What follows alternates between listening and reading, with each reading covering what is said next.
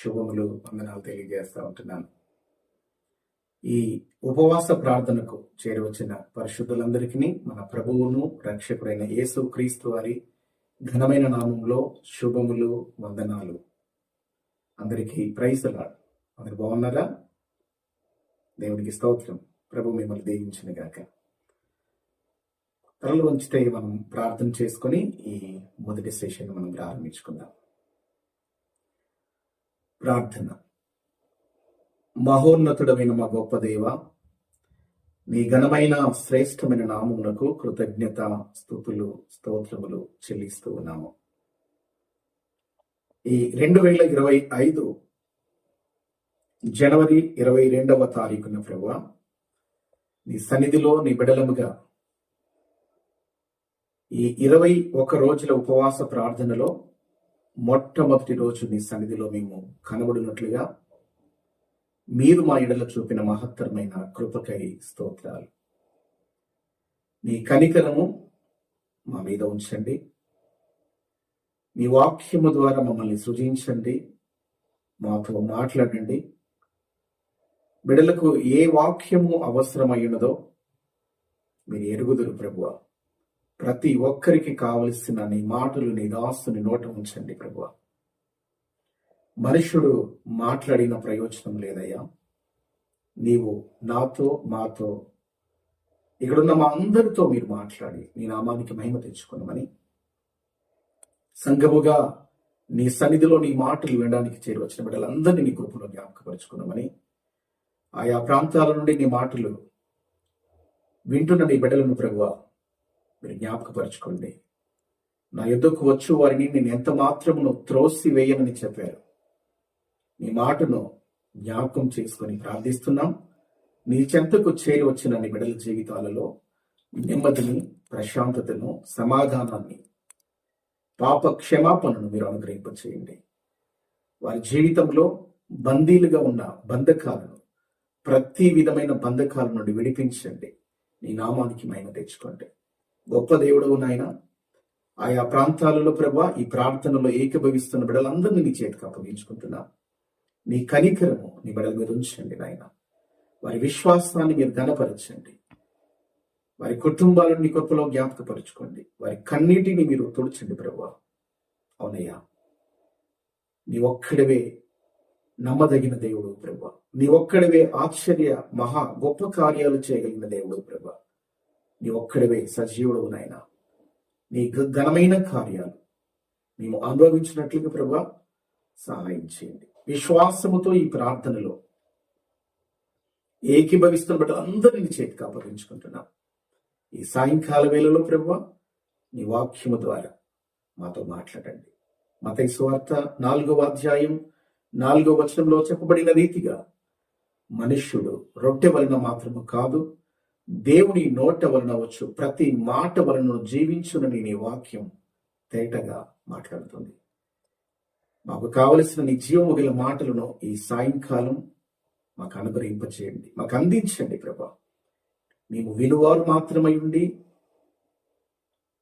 వాక్య ప్రకారం ప్రవర్తించకుండానట్లయితే దానివల్ల ప్రయోజనం ఏమి లేదు ప్రభా. నీ మాటకు లోబడి మా జీవితాలను కట్టుకోవడానికి ఈ విశ్వాస జీవిత యాత్రలో ఇంతవరకు ఎవినేజర్గా ఉండి మమ్మల్ని నడిపించావు. ఇక ముందు కూడా మా జీవిత ప్రయాణాన్ని నీ చేతులు పెడుతున్నాం. నీకు ఇష్టమైన రీతిగా నీ చిత్తానుకూలముగా ముందుకు నడిపించమని, నీ నామానికి మహిమ తెచ్చుకోమని, మోషే ప్రార్థించిన రీతిగా నీ సన్నిధి మాకు తోడుగా ఉంచండి ప్రభువా. నీ సన్నిధి లేని చోటుకు మమ్మల్ని ఎక్కడికి తోడుకొని వెళ్ళకూడదని ప్రభువా ప్రార్థించిన రీతిగా నీ చిత్తానికి అనుగుణంగా మేము బ్రతుకుటకు సహాయం చేయమని, వాళ్ళందరినీ కృపలో జ్ఞాపకపరుచుకొని నీ నామానికి మహిమ, ఘనత, ప్రభావాలు తెచ్చుకోమని ఈ సాయంకాల వేళలో బిడ్డలను ప్రతి ఒక్కరిని పేరు పేరు చొప్పున మీరు దీవించి ఆశీర్వదించమని, నా యుద్ధకు వచ్చే వారికి ఫలములు దయచేస్తానని చెప్పా ప్రభా.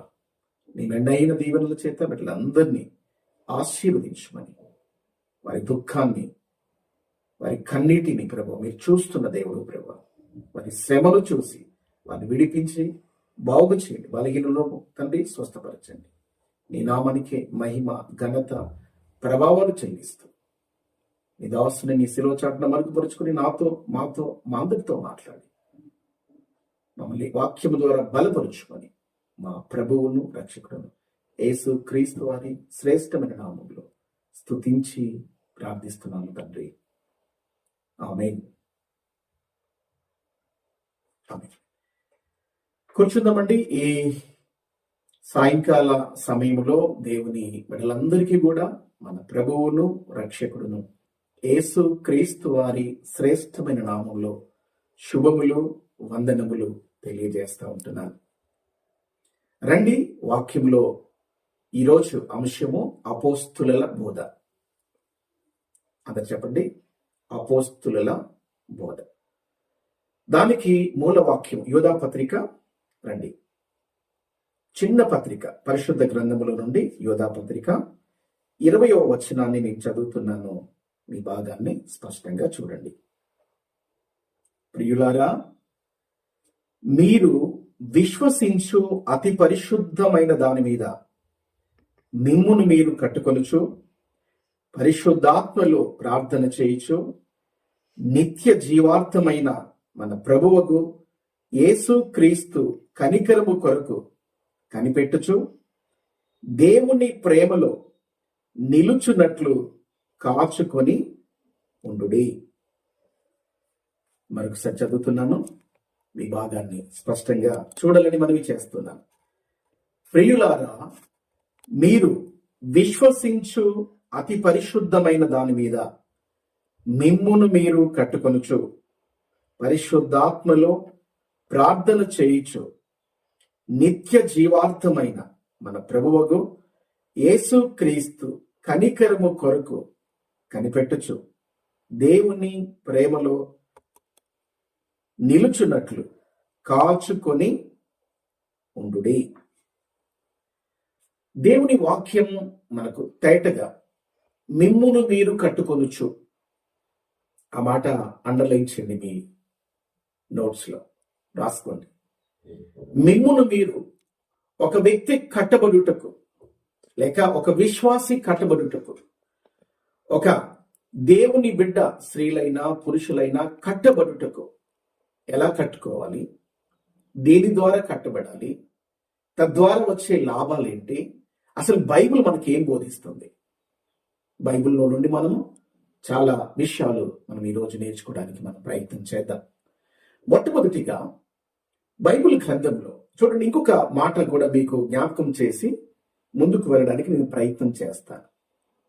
అదే యోధా పత్రిక 3వ వచనాన్ని కూడా చదువుతున్నాను మీ క్షేమం కొరకు. చూడండి, ప్రియులారా, మనకందరికీ కలిగేడు రక్షణను గూర్చి మీకు రాయవలనని విశేష ఆసక్తి గలవాడనై ప్రయత్నపడుచుండగా పరిశుద్ధులకు ఒక్కసారే అప్పగింపబడిన బోధ నిమిత్తము మీరు పోరాడవలనని మిమ్మను వేడుకొనుచు మీకు రాయవలసి వచ్చెను.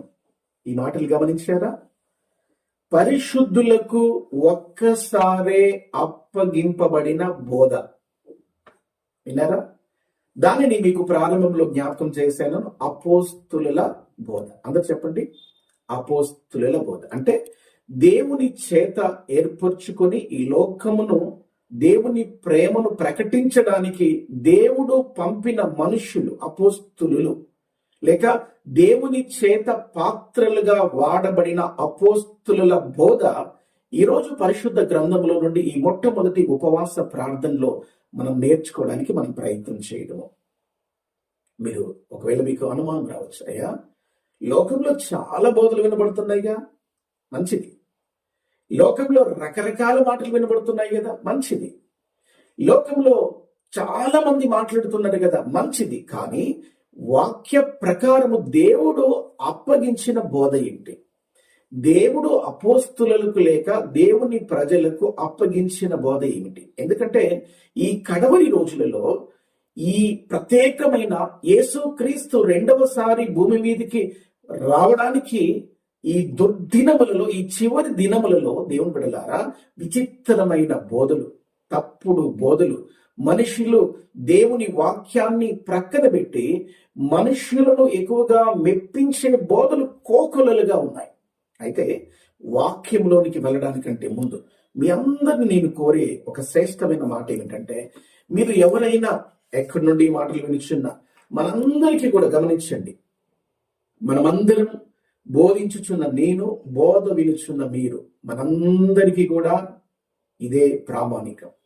మనందరికీ పరిశుద్ధ గ్రంథం ఏమి బోధిస్తుందో మన బ్రతుకు, మన బోధ, మన జీవితం అలా ఉందా లేదా చూసుకోవాల్సిన అవసరత ఉండింది. వింటున్నారా?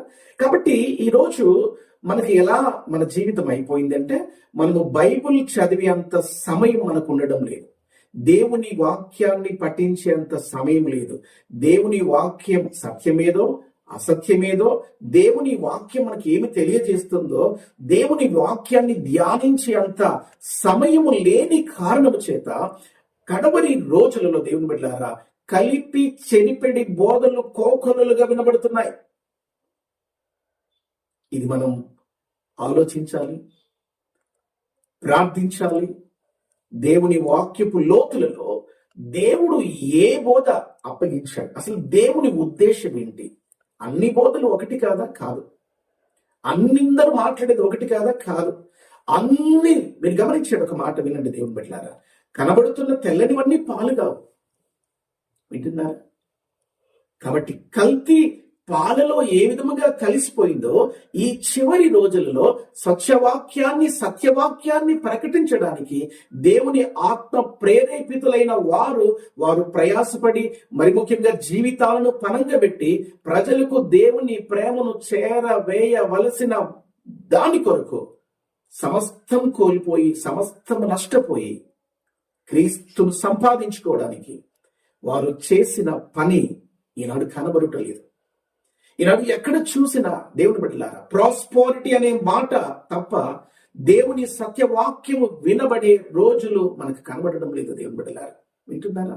గమనించండి, ఈ సాయంకాల వేళలో దేవుని బిడ్డలముగా ఈ మొట్టమొదటి ఉపవాస ప్రార్థనలో దేవుని వాక్యం మనకు ఏమి నేర్పిస్తుంది? యోధాపత్రికలో రాయబడిన మాట, ఇదిగో ప్రియులారా, మీరు విశ్వసించు అతి పరిశుద్ధమైన దాని మీద మిమ్మును మీరు కట్టుకొనుచు. విన్నారా? మిమ్మును మీరు కట్టుకొనొచ్చు. మీరు విశ్వసించుచున్న అతి పరిశుద్ధమైన దాని మీద మీరు దేని మీద కట్టబడుతున్నారు? వాక్యం మీద కట్టబడుతున్నారా, లేక మనుషుల మాటల మీద కట్టబడుతున్నారా, లేక బోధకుల మీద కట్టబడుతున్నారా, లేక సంఘ డినామినేషన్ యొక్క సిద్ధాంతాల మీద కట్టబడుతున్నారా, ఆత్మపూర్ణులుగా కట్టబడుతున్నారా, లేక దైవికమైన వాక్యం అనే పునాది మీద కట్టబడుతున్నారా? దేవుడు ఒకరోజు ప్రతి పనికి దేవుడు పరీక్షించబోతున్నాడు. అవునండి, ప్రతి పనిని దేవుడు పరీక్షించబోతున్నాడు. అయితే ఈ సాయంకాలం ఈ మొట్టమొదటి ఉపవాస ప్రార్థనలో నేను మీకు గుర్తు చేయాల్సిన ప్రాముఖ్యమైన విషయం ఏమిటంటే, మిమ్మును మీరు దేని మీద కట్టుకుంటున్నారు?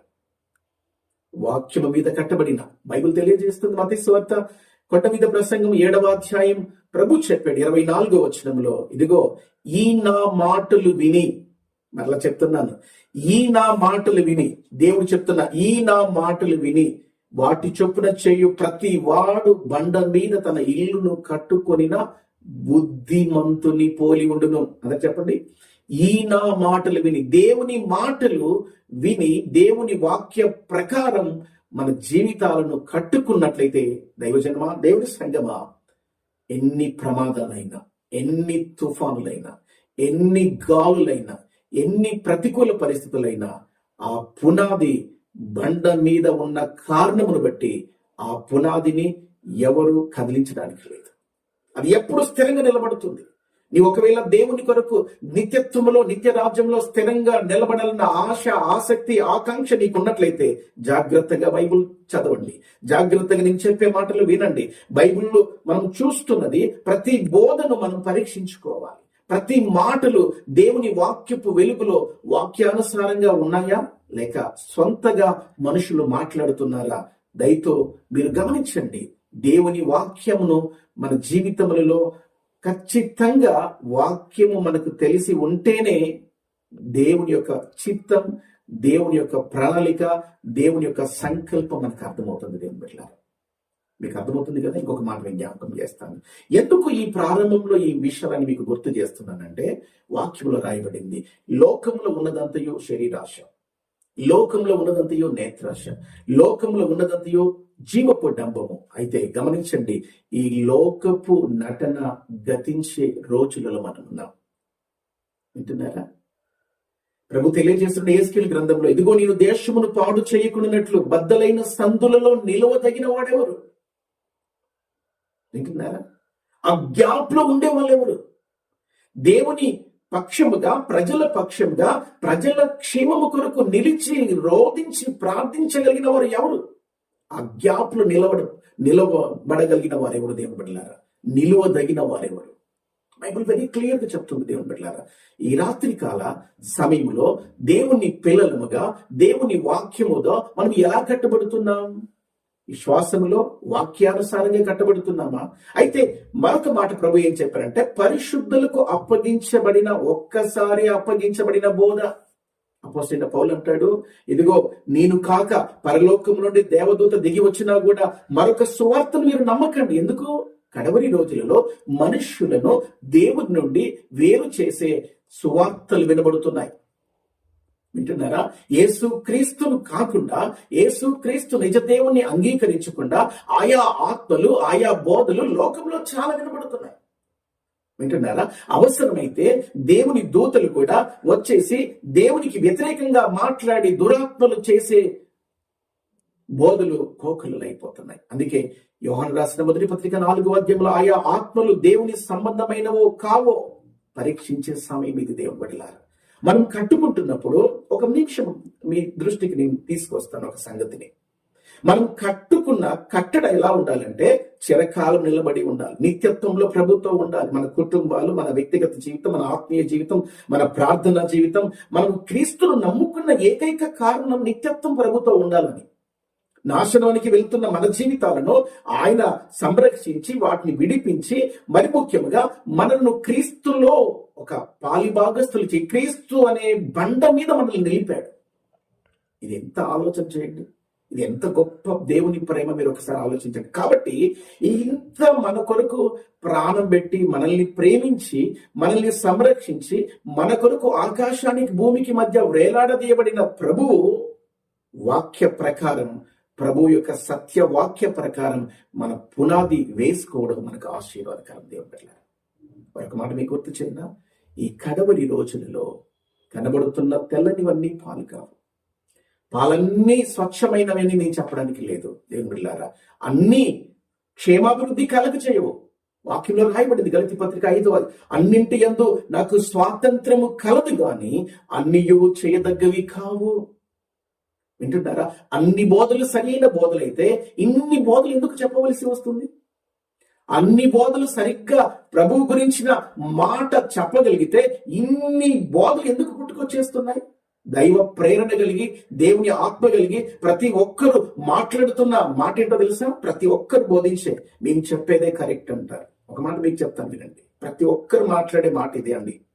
మేము చెప్పేదే కరెక్ట్, మేమే కరెక్ట్, నేనే కరెక్ట్, మా సంఘమే కరెక్ట్, మా బోధనే కరెక్ట్. దేవుని బిడ్డలారా, దేవుని దృష్టిలో ప్రతిదీ ఆయన పరీక్షించబోతున్నాడు, తన అగ్ని నేత్రములతో పరీక్షించబోతున్నాడు. కాబట్టి దేవుని సంఘం వాక్య ప్రకారం ఉందా? దేవుని కుటుంబం వాక్య ప్రకారం కట్టబడుతుందా? ఇది ఎలా మనకు తెలుస్తుందంటే, ప్రారంభ పలుకులలో మీకు చెప్పే ఒకే ఒక మాట, దేవుని వాక్యాన్ని క్రమము తప్పకుండా ధ్యానించండి. వాక్యంలో రాయబడింది, దుష్టుల ఆలోచన చొప్పున నడవక, పాపుల మార్గంలో నిలవక, అపహాసకులు కూర్చుండు చోట కూర్చుండక, యెహోవా ధర్మశాస్త్రమందు ఆనందించుచు దివారాత్రులు దానిని ధ్యానించువాడు ధన్యుడు.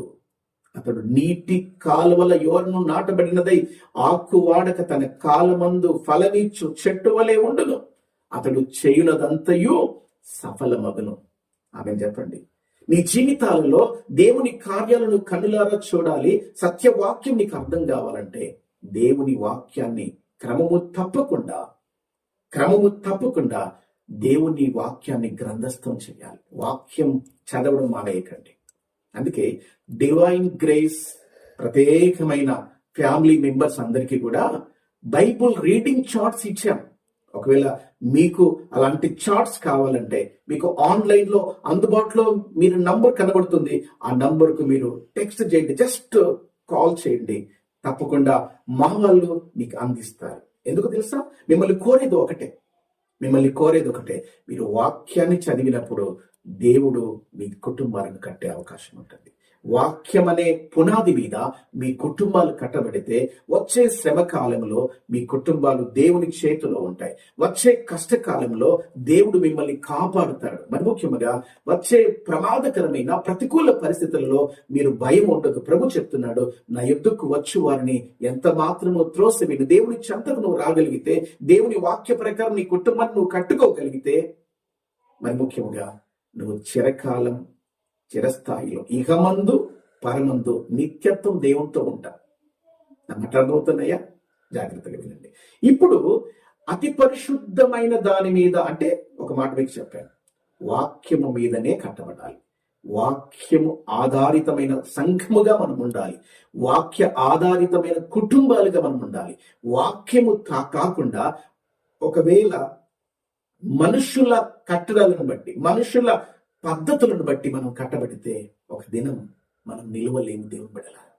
అది మొట్టమొదటిగా మీకు జ్ఞాపకం చేయాల్సిన మాట ఏమిటంటే, ప్రతి ఒక్కడము బోధించుచున్న నేను, బోధవించుచున్న మనం, మీరందరూ కూడా వాక్యం అనే పునాది మీద కట్టబడాలి. తర్వాత మాట మనం చూసాం యోధా పత్రికలో. రండి ప్రియులారా, మనకందరికీ కలిగిడు రక్షణను గూర్చి మీకు రాయవలనని విశేష ఆసక్తి గలవాడనై ప్రయత్నపడుచుండగా పరిశుద్ధులకు ఒక్కసారి అప్పగింపబడిన బోధ. ఈరోజు దానిని మనం నేర్చుకోబోతున్నాం. పరిశుద్ధులకు ఒక్కసారే అప్పగింపబడిన బోధ ఏంటి? ఒక్కసారే దేవుడు సత్య సువార్తను పరిశుద్ధుల కంటే అపోస్తులకు దేవుడు ఏదైతే నమ్మి అప్పగించాడో ఆ బోధ గురించి ఈ రోజు మనం నేర్చుకోబోతుంటున్నాం. దానిని ఏమన్నారంటే అపోస్తుల బోధ. వింటున్నారా? ఈ వాక్య ప్రత్యక్షత మనకి ఎప్పుడైతే కలుగుతుందో ఆ అపోస్తుల బోధను మనం అర్థం చేసుకొని ఆ రకముగా మనల్ని మనం దేవుని వాక్యం మీద మనం కట్టుకోగలిగితే చిరకాలం ఇహమందు పరమందు నిత్యత్వం దేవునితో ఉండే అవకాశం ఉంటుంది. దేవుని బిడ్డలారా, వింటున్నారా? కాబట్టి సరి అయిన పునాది. ఇంకొక మాట మీకు చూపిస్తాను, రండి. యోహాను రాసిన మొదటి పత్రిక దయతో చూడండి. ఏంటి ఈ అపోస్తుల బోధ? మీకు దయతో బైబిల్ నాతో పాటు మీరు చూడాలి. ఖచ్చితంగా యోహాను రాసిన మొదటి పత్రిక మొదటి అధ్యాయము మొదటి వచనాన్ని మీ క్షేమం కొరకు చదువుతున్నాను, దయతో గమనించండి. Page number 221. యోహాను రాసిన మొదటి పత్రిక మొదటి అధ్యాయం మొదటి వచనాన్ని చదువుతున్నాను. జీవవాక్యమును గూర్చినది ఆది నుండి ఏది ఉండెనో మేమేది వింటిమో, కన్నులారా ఏది చూచితిమో, ఏది నిదానించి కనుగొట్టిమో, మా చేతులు దేనిని తాకి చూచెనో అది మీకు తెలియజేయుచున్నాము. అపోస్తుల బోధ ఇది క్రొత్త బోధ కాదు, ఇది వేరొక బోధ కాదు. ఈ బోధ కొరకు, అంటే పరిశుద్ధులకు అప్పగింపబడిన బోధ, అంటే అపోస్తులకు అప్పగింపబడిన బోధ ఎక్కడి నుండి వచ్చింది? ఈ బోధ ఆది నుండి ఉన్నది, ఫ్రమ్ బిగినింగ్. వింటున్నారా? సృష్టారంభం మొదలుకొని ఆది నుండి ఏది ఉండెనో, ఏది మేము చూసామో, మా కన్నులు వేటిని చూసాయో, మా చేతులు వేటిని తాకాయో వాటిని మీకు ప్రకటిస్తున్నాము అన్నారు. అంటే వారు ప్రత్యక్షంగా చూసి విన్నది, కన్నులారా చూసింది, వారు తాకి చూసింది ప్రకటిస్తున్నారు దేవుని బిడ్డలారా. అంటే ఇది ఎంత గొప్ప అద్భుతమైన సాక్ష్యం, మీరు ఆలోచించండి. అంటే మేము ఏదో విని ప్రకటించడం లేదు, మేమేదో ఊహలో ప్రకటించడం లేదు.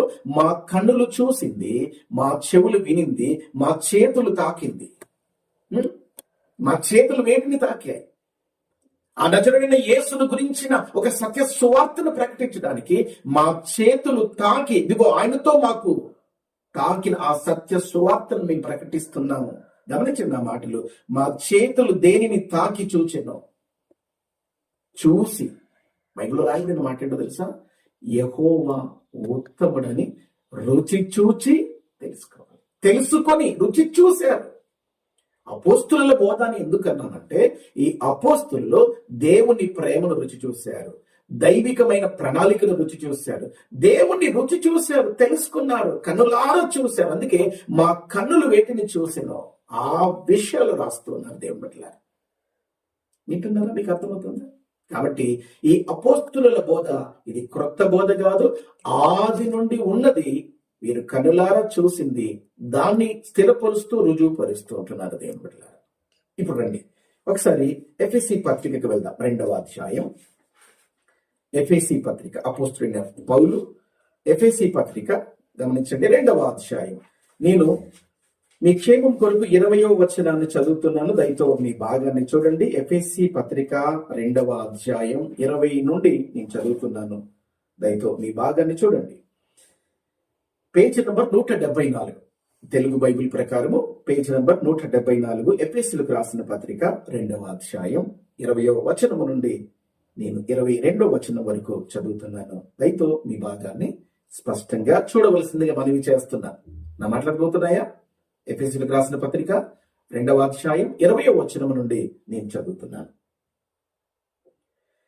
క్రీస్తు యేసే ముఖ్యమైన మూలరాయి ఉండగా, మరలా చదువుతున్నాను, క్రీస్తు యేసే ముఖ్యమైన మూలరాయి ఉండగా అపోస్తులులను ప్రవక్తలను వేసిన పునాది మీద మీరు కట్టబడి ఉన్నారు. మరొకసారి చదువుతున్నాను, అపోస్తులులను ప్రవక్తలు వేసిన పునాది మీద మీరు కట్టబడి ఉన్నారు.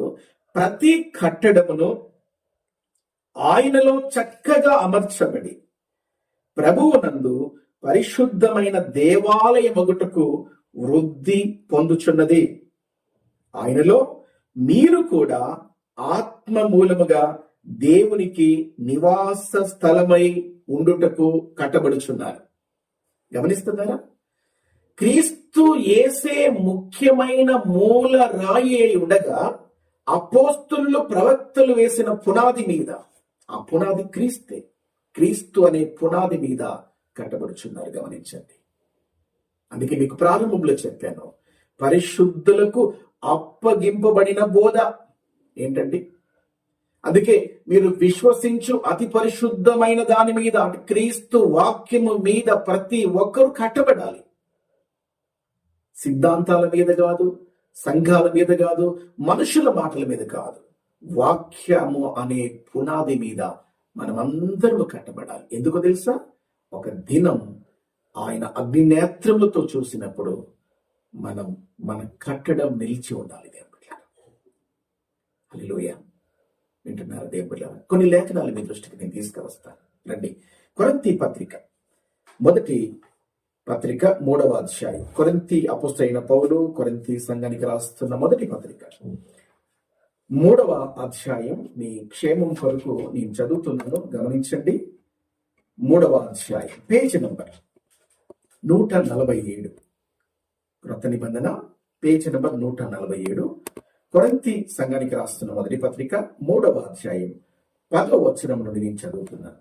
దేవుడు నాకు అనుగ్రహించిన కృప చొప్పున నేను నేర్పరి అయిన శిల్పకారుని వలె పునాది వేసి తిని, మరి ఒకడు దాని మీద కట్టుచున్నాడు. ప్రతి వాడు దాని మీద ఎలాగు కట్టుచున్నాడో జాగ్రత్తగా చూచుకొనవలెను. ఒక నిమిషం ఇక్కడ ఆగుతున్నా నేను.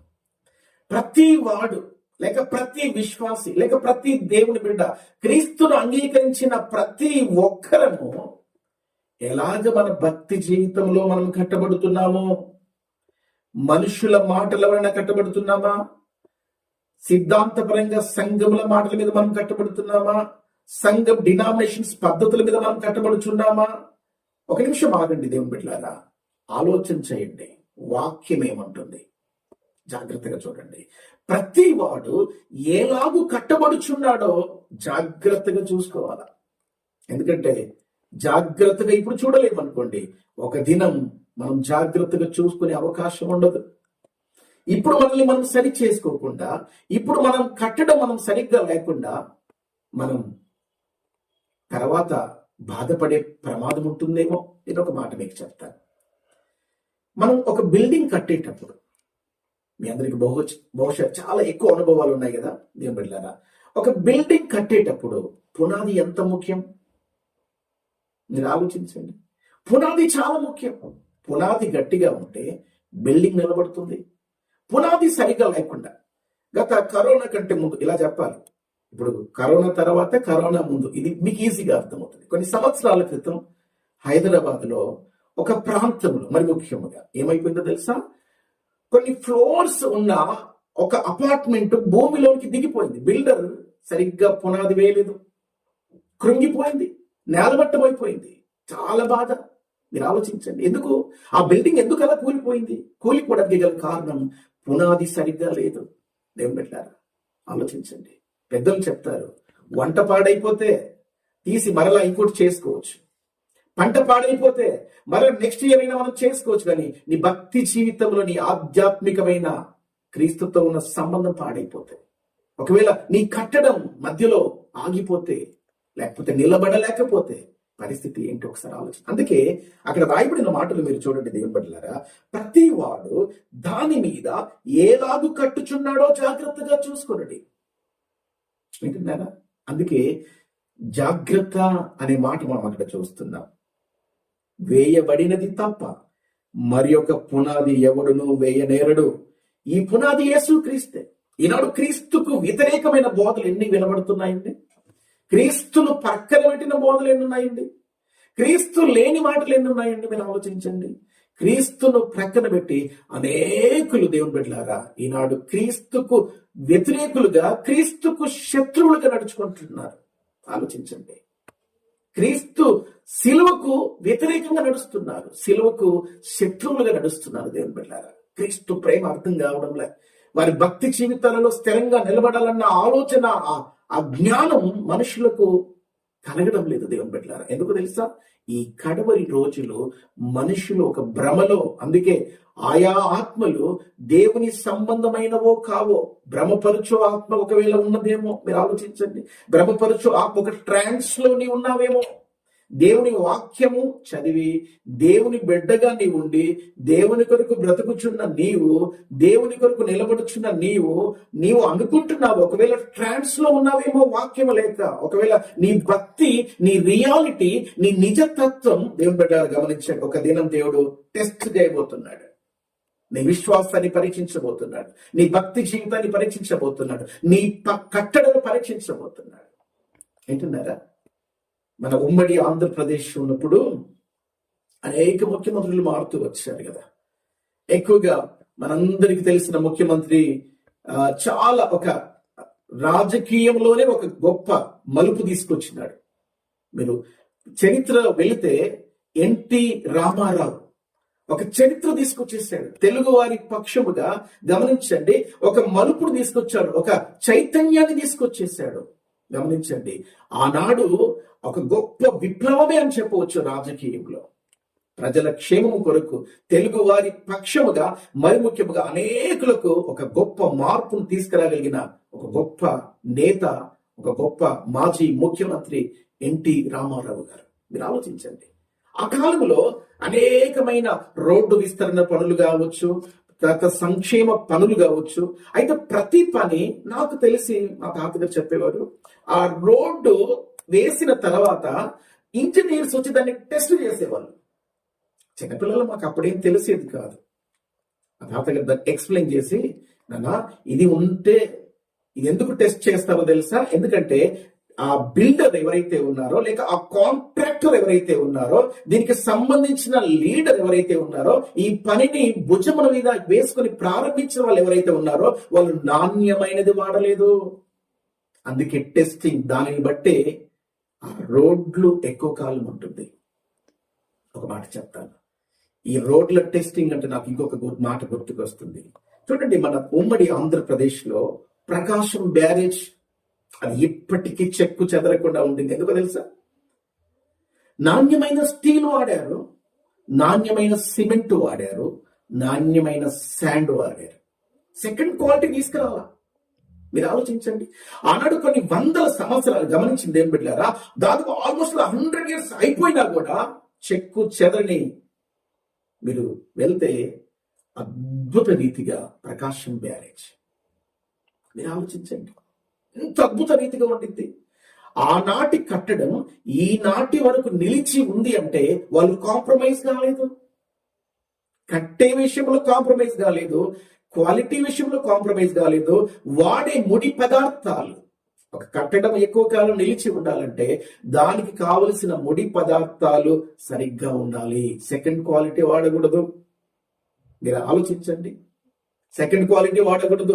ఒకవేళ తాత్కాలికమని అనుకుంటే తర్వాత నష్టపోయే ప్రమాదం ఉంటుంది. అందుకే ఒకవేళ ఈ కట్టడాలు ఇలాగే ఉంటే నీ భక్తి ఆత్మీయ జీవితం ఎలాగే ఉండాలి? దేవుని బిడ్డలారా ఆలోచించండి, నీ భక్తి జీవితం ఎలాగే ఉండాలి. అందుకే గమనించండి, వేయబడినది తప్ప మరి ఒక పునాది ఎవడును వేయలేడు. ఆ పునాది క్రీస్తే. ఈ పునాది మీద నువ్వు కట్టబడాలి.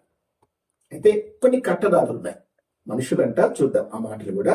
అదే కొరింథీ సంఘానికి రాసిన మొదటి పత్రిక 3వ అధ్యాయము 12వ వచనం చదువుతున్నాం. చూడండి, ఎవడైనను ఈ పునాది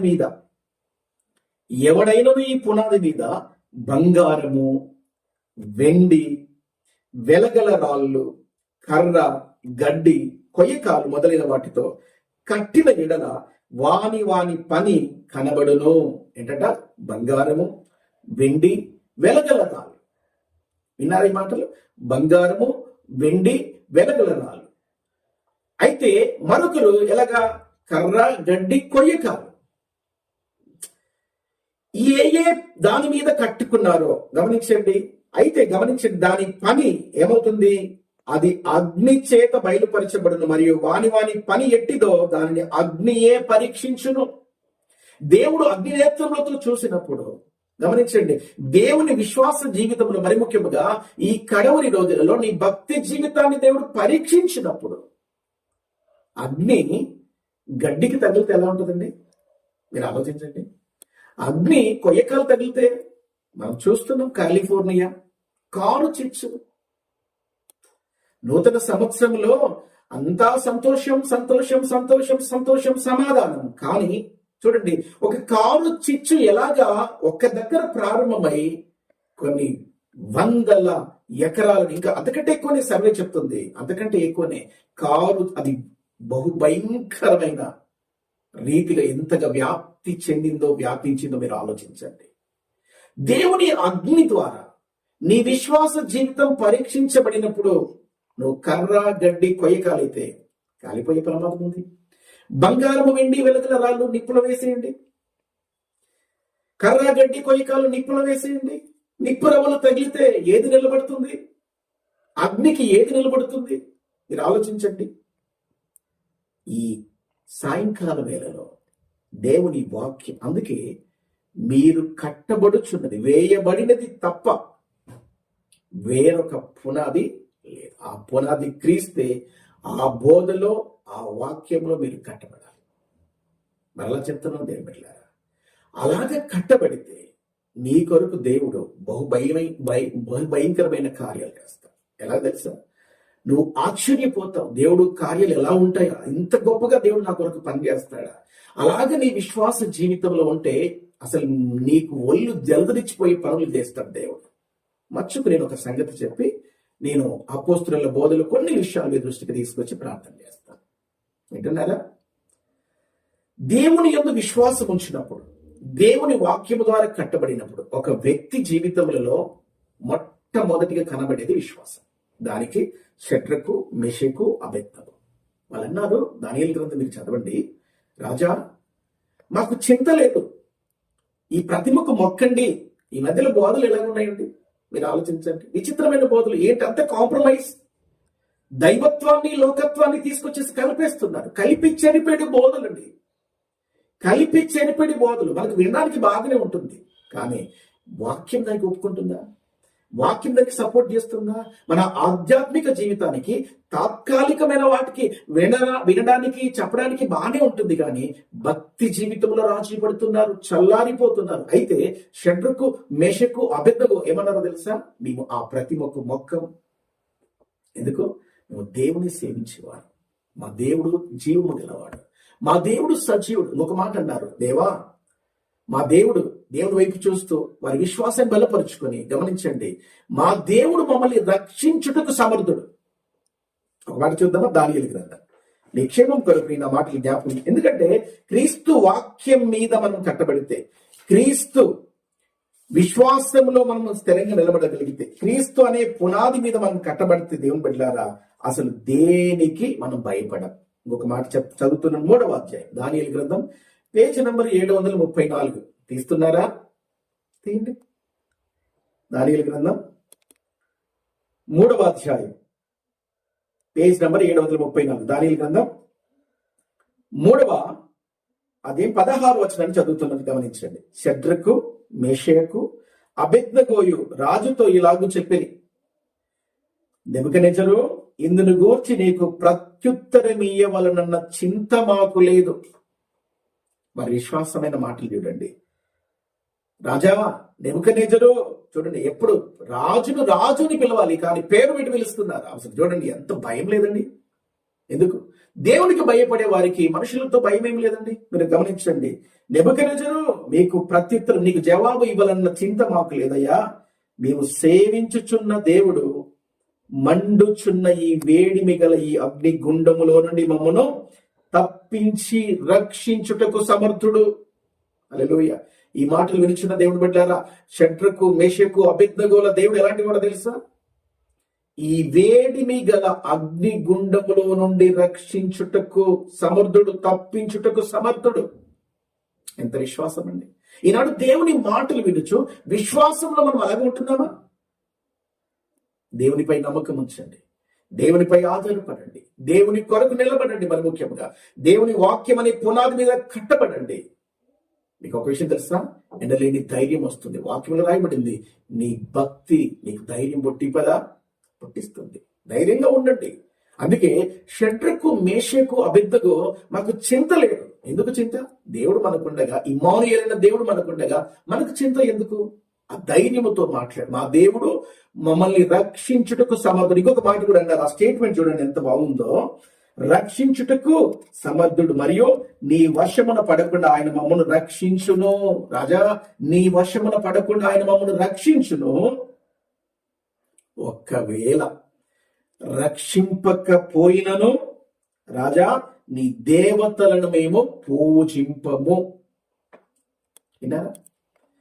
రక్షింపకపోయినా నీ దేవతలను మేము పూజింపము. ఎందుకంటే మా దేవుడు ఎంత గొప్పవాడో మాకు తెలుసు, మా దేవుడు ఎంత శక్తిమంతుడో మాకు తెలుసు, మా దేవుడు ఎంత సమర్థుడో మాకు తెలుసు.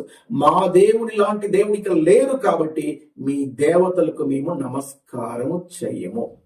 ఇది మీరు తెలుసుకోండి. ఒకసారి ఆలోచించండి, అసలు ఎంత సవాల్ అంటే. అసలు ఒకవైపు మరణ శాసనం, వేడిమి గల ఈ మాటలు విన్నప్పుడు అగ్ని ఏడంతలు చేసేసారండి. 7 times పెంచేశారు. భయపడలేదు. అగ్నిలో వేసిన వాళ్ళు కాలిపోయారు కానీ అగ్ని వాసన కూడా వారికి రాలేదు. ఈ మాటలు వినిచిన దేవుని బిడ్డ, దేవుని యందు నువ్వు విశ్వాసం ఉంచగలిగితే, సరి అయిన పునాది మీద, క్రీస్తు అనే వాక్యం అనే పునాది మీద నువ్వు కట్టబడితే నిన్ను కాపాడుటకు ఆయన దిగి వస్తాడు. వాక్యంలో రాయబడిన మాటలు తెలుసా? మీరు తర్వాత ప్రార్థన అనంతరం దానియేలు గ్రంథం చదవండి. ఆ ముగ్గురిని అగ్నిగుండంలో వేశారు. అయితే 4వ వ్యక్తిగా అగ్ని మధ్యలో వారితో నడిచాడు. నీతో నడుచుటకు నా దేవుడు సిద్ధంగా ఉన్నాడు. ఈ ఉపవాస ప్రార్థనలో చింతపడకండి, కలవరపడకండి, భయపడకండి. వాక్యం అనే పునాది మీద కట్టబడి నీ జీవితాన్ని ప్రభుకు సమర్పించుకుంటే ప్రభు చూసుకుంటాడు, ఆయన చూసుకుంటాడు. యెహోవా ఈరే. వింటున్నారా? కాబట్టి భక్తిలో రాజపడద్దు, విశ్వాసంలో రాజపడద్దు. కొన్ని మెలకులు మీకు చెప్పి, కొన్ని సంగతులు మీకు చెప్పి నేను ప్రార్థన చేస్తాను. అసలు ఏంటయ్యా ఈ అపోస్తుల బోధ? ఒక 10 విషయాలు మీకు చెప్తాను, మీరు నోట్ చేసుకోండి. ఈ అపోస్తుల బోధలో ఒక 10 సంగతులు మీకు చెప్తాను. జస్ట్ అవుట్లైన్స్ లాగా మీకు ఇస్తాను. సమయం దృష్టిలో ఉంచుకొని మీకు అవుట్లైన్స్ లాగా ఇస్తాను. ప్రార్థన పూర్వకంగా మీరు వాటిని స్టడీ చేయండి. దేవుడు మనకు సహాయం చేస్తాడు. ఇంకొక మాట మీకు చెప్తాను, రండి. అపోస్తుల కార్యం 2వ అధ్యాయం 38వ వాక్యాన్ని మీ క్షేమం కొరకు నేను చదువుతున్నాను. దయతో మీ భాగాన్ని చూడండి. ద బుక్ ఆఫ్ యాక్ట్స్ 2:38 అండి. 2వ అధ్యాయము 38వ వచనాన్ని చదువుతున్నాను. పేజీ నంబర్ క్రొత్త నిబంధన 105వ పేజీ. అపోస్తలుల కార్యముల గ్రంథము 2వ అధ్యాయము 38వ వచనం. పేతురు అంటే అపోస్తలుడు. మీరు మారు మనస్సు పొంది పాప క్షమాపణ నిమిత్తము ప్రతి వాడు యేసు క్రీస్తు నామమున బాప్తిస్మము పొందుడి. అప్పుడు మీరు పరిశుద్ధాత్మ అను వరమును పొందుదురు. ఈ వాగ్దానము మీకును మీ పిల్లలందరికీ, దూరస్తులందరికీ, అనగా ప్రభువైన మన దేవుడు తన యొద్దకు పిలిచిన వారందరికీ చెందునని వారితో చెప్పాను. ఇంకను ఆ అనేకమైన విధములైన మాటలతో సాక్ష్యమిచ్చి మీరు మూర్ఖులకు ఈ తరము వారికి వేరై రక్షణ పొందుడని వారిని హెచ్చరించెను. కాబట్టి అతని వాక్యము అంగీకరించిన వారు బాప్తిస్మము పొందిరి. ఆ దినమందు ఇంచుమించు 3,000 మంది చేర్చబడిరి. వీరు అపోస్తుల బోధయందును, సహవాసమందును, రొట్టె విరుచుట యందును, ప్రార్థన చేయుట యందును ఎడతెగక ఉండిరి. మరొకసారి చదువుతున్నాను. ఎడతెగక ఉండిరి. ఎందులో? అపోస్తుల బోధలో, సహవాసంలో, రొట్టె విరుచుటలో, ప్రార్థించుటలో ఎడతెగక ఉండిరి. దేవుని బిడ్డలారా, సమయమందును అసమయమందును ఎడతెగక ప్రార్థన, ఎడతెగని ప్రార్థన, కంటిన్యూస్ గా దేవుని సన్నిధిలో. గమనించండి, ఒక విశ్వాసి జీవితంలో ప్రార్థన చాలా ప్రాముఖ్యం. అయితే ఈ బోధలో మనం నేర్చుకోవాల్సిన కొన్ని విషయాలు మీ దృష్టికి నేను తీసుకువచ్చి ప్రార్థన చేస్తాను. ఏమన్నారు అపోస్తలుల బోధ? ఈ భాగమంతా మీరు తర్వాత మీరు 1కి 2, 3, 4 వేలైన సార్లు మీరు చదవండి. మొట్టమొదటిగా మారు మనస్సు పొందండి. మొట్టమొదటి విషయం, 10 విషయాలు మీకు చెప్తాను ఏం పెట్టలేదు. మొట్టమొదటి విషయం మారు మనస్సు. ఒక వ్యక్తి క్రీస్తును అంగీకరించాడు అన్నప్పుడు ప్రారంభం ఎక్కడి నుండి ప్రారంభమవుతుంది? మారు మనస్సుతోనే ప్రారంభమవుతుంది. ఇది ఒక మెట్టు. నీ జీవితంలో మొట్టమొదటి అడుగు మారు మనస్సు. ఈనాడు మారు మనస్సు అనే మాటకు అర్థాలు మార్చేశారు. వింటున్నారా దేని పెట్టారా? మారు మనస్సు అంటే మీ మనస్సును మార్చుకొనుట. నీ మనస్సు ఒకప్పుడు ఎటు వెళుతుందో, ఒకప్పుడు ఎటు వెళ్ళిందో, ఒకప్పుడు ఎటు అటు, అది చుక్కాని లేని నావ ఎటు వెళ్తుందో అలా నీ మనస్సు చంచల మనసుగా వెళ్ళిపోయినా బైబిల్ అంటుంది నీ మనస్సు మారాలి. దాన్ని ఏమన్నారంటే మారు మనస్సు. ఈనాడు చాలా మందికి తెలియట్లేదు మారు మనస్సు అంటే. మారు మనస్సు అంటే ఏదో ప్రార్థన చేయడం కాదండి. మారు మనస్సు అంటే కంప్లీట్ గా లోకంలో నీకు ఒక ప్రత్యేక అంతకు ముందు ఉన్న మనస్సు నీలో లేకుండా ఉండడమే. అంతో ముందు నీలో పనిచేసిన మనస్సు ఏదైతే ఉందో, అంతకు ముందు ఉన్న జీవితం నీలో అది కంప్లీట్ గా చేంజ్ అవ్వాలి. నీ మనస్సు మారిపోవాలి. అంటే అర్థం ఏంటి? ఇలాంటి చాలా మంది క్రైస్తవ్యం గురించి మాట్లాడతారు కదా. క్రైస్తవ్యం అంటే మతం మార్చేది కాదు.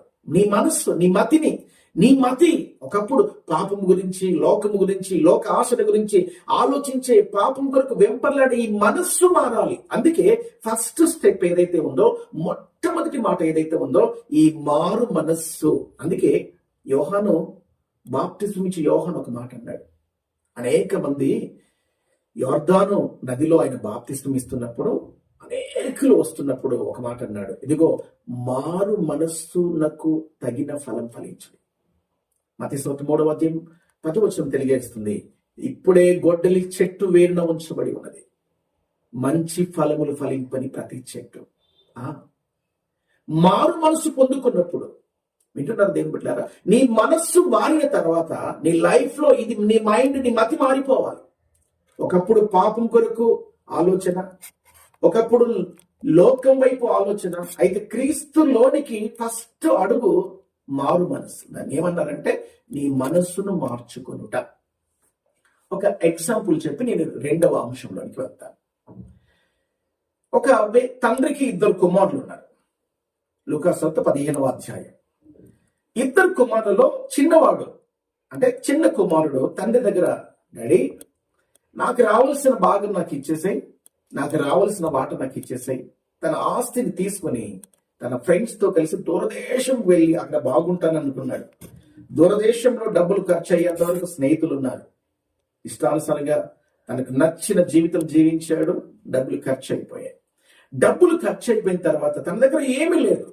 కనీసం తినడానికి తిండి గింజలు కూడా లేవు. అసలు అతడు ఆ పరిస్థితి చాలా దారుణమైన పరిస్థితి.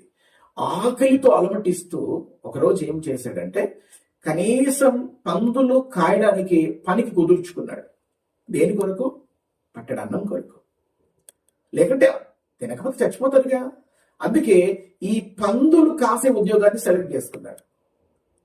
బైబిల్ తెలియజేస్తుంది, ఆ పందులు కాసి ఆ ఉద్యోగాన్ని పెట్టుకున్నప్పుడు అతనికి మనసులో, అరే నేను తప్పు చేశానుగా, మా తండ్రి దగ్గర అనేక మంది కూలి వాళ్ళు ఉన్నారు, వాళ్ళందరికీ కడుపు నిండా అన్నం దొరుకుతుంది, నాకైతే ఇక్కడ ఆకలితో నేను కడుపు మార్చుకోవలసి వస్తుంది. ఒకసారంట ఆ పందులు తినే అన్నం తినడానికి ప్రయత్నం చేశాడు, కానీ పందులు కూడా దగ్గరికి రానివ్వలే. అప్పుడు రియలైజేషన్ అయ్యాడు. అప్పుడు రియలైజ్ అయిపోయాడు. తన జీవితంలో తన మనసును మార్చుకున్నాడు. రండి ఒక మాట మీకు చూపించి కొంచెం ముందుకు వెళ్తాను. లూకాసు వార్త 15వ అధ్యాయం. మారు మనస్సు అంటే అది.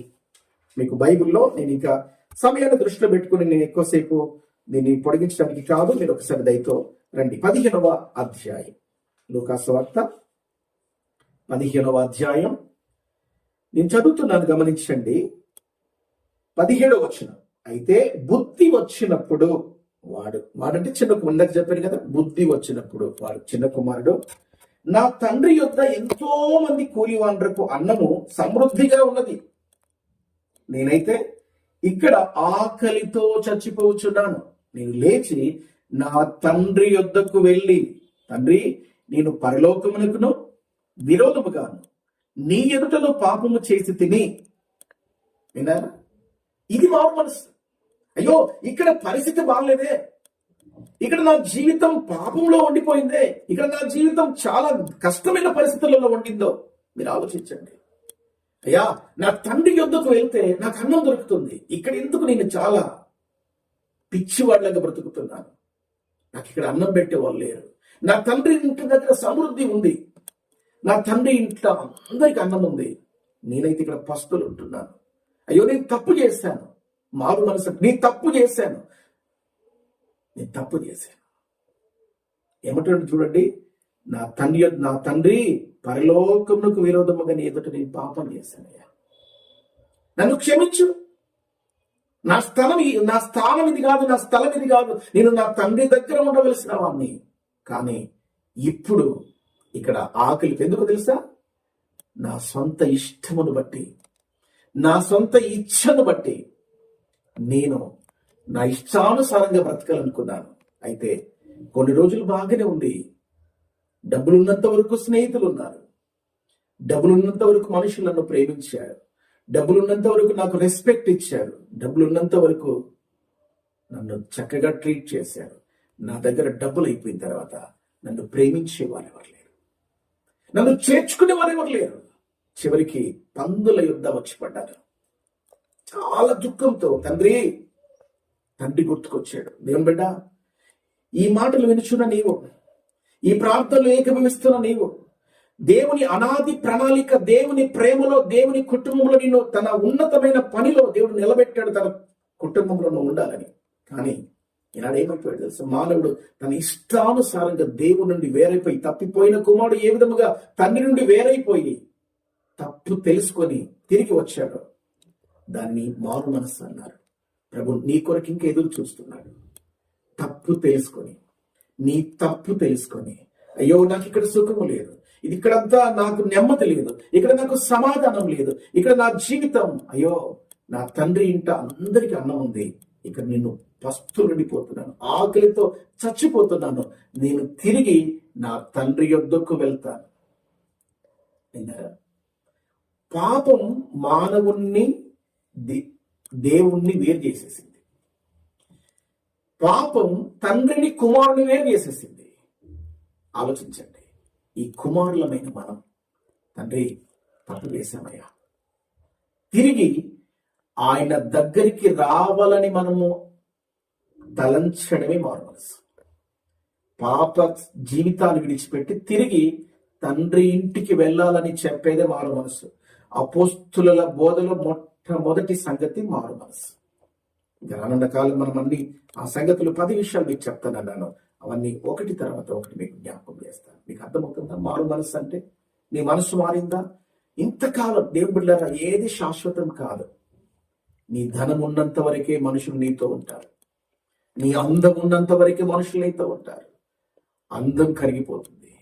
అందం కొన్ని రోజులు ఉండదు. నిన్ను ప్రేమించిన వారే ఒకరోజు నీకు శత్రువులు అయిపోతారు. అవును, ఏదో లాభము చూసి ప్రేమించేవారే. దేవుని బిడ్డలారా మోసపోకు. నీ పరమ తండ్రి నీ కొరకు ఎదురు చూస్తున్నాడు. అక్కడ ఇంకొక మాట మీకు జ్ఞాపకం చేస్తాను. అతను ఎలాగా వచ్చేసి వాడు ఇంకా దూరముగా ఉండగానే 15-20 వచనం ఉన్నప్పుడు తండ్రి వారిని చూచి కనికరపడి పరిగెత్తి వాని మెడ మీద పడి ముద్దు పెట్టుకొని, నువ్వు ఎప్పుడైతే మారు మనసు పొందుకొని దేవుడి వైపు తిరగగలుగుతావో ఆ తండ్రి ఏం చేస్తాడో తెలుసా? అరే నన్ను కాదనుకొని వెళ్ళావు, ఇంకా రావడానికి వీల్లేదని చెప్పలేదండి, చేర్చుకున్నాడు. వాడు ఇంకా దూరముగా ఉన్నప్పుడే నువ్వు మారు మనసు పొందుకుంటే నా దేవుడు నీ కొరకు దిగి వస్తాడు. నా దేవుడు నిన్ను చేర్చుకుంటాడు. మునుపటి వైభవం, మునుపటి ఆనందం, మునుపటి సమాధానం ఏది కోల్పోయావు? ఏ సమాధానం లేకుండా లోక మాటలు, లోక ఆశలు, లోక సంగతులు విని నువ్వు చెడిపోయావేమో. నీ దగ్గర మనుషులు, డబ్బు ఉన్నంత వరకే, అధికారం ఉన్నంత వరకే. అధికారం పక్కన పెట్టేస్తే ఎవరు నీ పక్కన కూడా రారండి. డబ్బు నీది లేకపోతే కనీసం నీ ముఖం కూడా చూసి కనీసం నమస్తే చెప్పేవాళ్ళు కూడా ఉంటారండి. కానీ నీ పరిస్థితి ఏదైనా, నీ స్థితి ఏదైనా, నీ గతి ఏదైనా, నువ్వు ఏ స్థితిలో ఉన్నా పరమ తండ్రి ప్రేమ మారలే. అందుకే ఈ మాటలు నీకు వినిపిస్తావు. అందుకొరకే నీ కొరకే దేవుని బిడ్డలారా మాట్లాడుతున్నారు. వింటున్నారా? మారు మనసు పొందారా? అపోస్తుల బోధలో మొట్టమొదటి అంశం మారు మనసు. ఈ బోధలు కట్టబడాలి. మనస్సు మారాలి, మనిషి కాదు. మరలా చెప్తున్నాను, నీ మనస్సు మారాలి. దేవుని బిడ్డ మనస్సు మార్చుకో. ప్రభు వైపుకు రా. ప్రభు నిన్ను ప్రేమిస్తాడు. ఏది కోల్పోయావో, కోల్పోయినవన్నీ తిరిగిస్తాడు ఆయన. కోల్పోయిన కంటే వైభవంగా, అధికముగా దేవుడు ఇస్తాడు. ఎప్పుడో తెలుసా? నీ తప్పును తెలుసుకున్నప్పుడు. తప్పిపోయిన కుమారుడు ఏ విధముగా తన తప్పు, తండ్రి నీకు విరోధంగా నేను తప్పు చేశానయ్యా, నీకు విరోధంగా పాపం చేశాను. వాడు ఇంకా దూరముగా ఉండగానే తండ్రి వాని మీద కనికరపడి, అమ్మా తమ్ముడు చెల్లి, కనికరపడే దేవుడు. దేవుని బిడ్డ అంటున్నారా? కనికరపడే దేవుడు. నువ్వు మారు మనసు పొందుకుంటే నీ మీద దేవుని కనికరం ఉంటుంది. కనికరపడి నీ పట్ల చేర్చుకుంటాడు ఆయన. కనికరము చూపిస్తాడు ఆయన. కరుణ చూపించే దేవుడు ఆయన. అక్కడ చూడండి, ఒక మాట మీకు చెప్పి ప్రార్థన చేస్తాను. కనికరపడి చూడండి, 22వ వచనం చెప్తున్నాను. తండ్రి తన దాసులను చూచి ప్రశస్త వస్త్రము త్వరగా తెచ్చి వీనికి కట్టి వీని చేతికి ఉంగరము పెట్టి పాదములకు చెప్పులు తొడిగించుడి, క్రొవ్విన దూడను తెచ్చి వధించుడి, మనము తిని సంతోషపడతాము. ఒక బిందు. నీ జీవితంలో నీవెప్పుడైతే మారు మనసు పొందుకుంటావో పరలోకంలో ఏం జరుగుతుంది అనమాట. నీ మనస్సు మారితే బలమైన కార్యాలు జరుగుతాయి. మనస్సు మారాలి, మనిషి కాదు. మనస్సు మారాలి. ప్రభు అందుకై ఈ రాత్రికాలం మనతో మాట్లాడుతున్నాడు.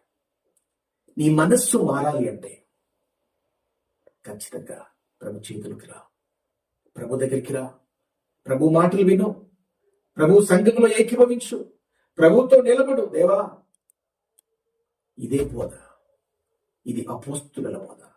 తదుపరి రానున్న కాలం మిగతా సంగతులన్నీ మీకు జ్ఞాపకం చేస్తాను. జస్ట్ మీకు అవుట్లైన్ చెప్తాను, తర్వాత మీరు నోట్ చేసుకోండి. తర్వాత ఒక్కొక్కటికి మనం ధ్యానించుకుందాం. మారు మనస్సు పొందడం ఒక మెట్టు. రాసుకుంటారా? నేను చెప్తాను. మారు మనస్సు మొట్టమొదటి మెట్టు. మారు మనస్సు పొందిన తర్వాత అప్పుడే నీ జీవితంలో నీటి బాప్తిసం తీసుకోవాలి. మారు మనస్సు పొంది అక్కడే కాదు, మారు మనస్సు పొంది మందలోనికి రావాలి. లోకంలో ఉన్న నీవు మందలోనికి రావాలి. మంద క్రమం, మంద సంఘం, నీటి బాప్తిసం, తర్వాత రెండవదిగా నీటి బాప్తిస్మం. ఇంకొక మాట చెప్తాను వినండి. బాప్తిస్మం ద్వారా ఎవరు రక్షించబడారండి? రక్షించబడిన వారికే బాప్తిస్మం. మారు మనసు పొందిన తర్వాత రెండవది నీ జీవితంలో జరగవలసిన పని ఏంటో తెలుసా?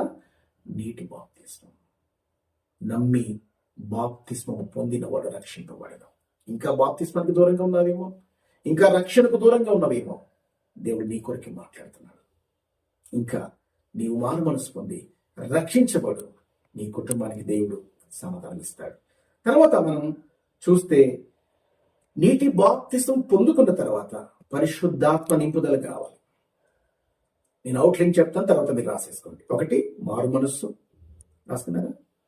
2 నీటి బాప్తిస్మము, 3 పరిశుద్ధాత్మ నింపుదల, 4 వేరుబాటు జీవితం, 5 అపోస్తుల బోధ, 6 సహవాసం, 7 రొట్టె విరుచుట, 8 ప్రార్థన జీవితం, 9 నిన్ను నీవు వైరాగ్యం ఉండాలి, ఉపేక్షించుకోవాలి, 10 పరిపూర్ణత, పర్ఫెక్షన్లోనికి రావాలి.